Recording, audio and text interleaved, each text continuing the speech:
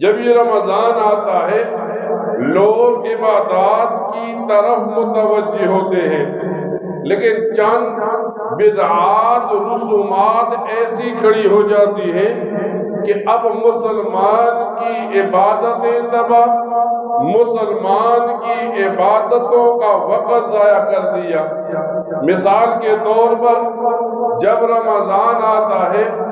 رمضان کے آخری جمعہ کو جو آج کا جمعہ ہے، جسے جمعۃ الوداع کہتے ہیں،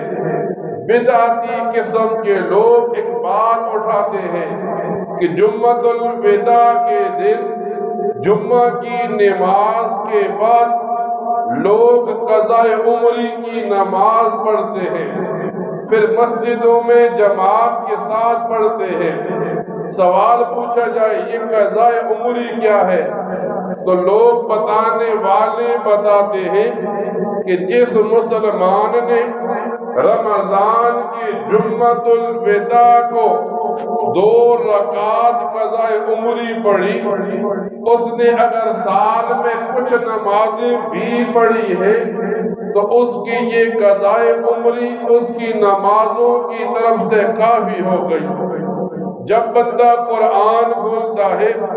احادیث کی کتابیں کھولتا ہے، فقہا کے مسائل کو پڑھتا ہے،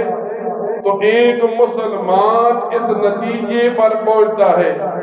کہ جمعۃ الوداع کے دن جمعہ کی نماز کے بعد قضاء عمری پڑھنا یہ ایک بدعت کبیرہ، بری قسم کی بدعت اور ناجائز ہے کہ ایک آدمی پورا سال نہیں پڑھتا اور 2 رکعتیں اس کے بدلے میں پڑھ کر اپنی نمازوں کی قضا سمجھ لیتا ہے۔ تو علماء لکھتے ہیں جب کسی مسلمان کے سامنے جمعۃ الوداع آئے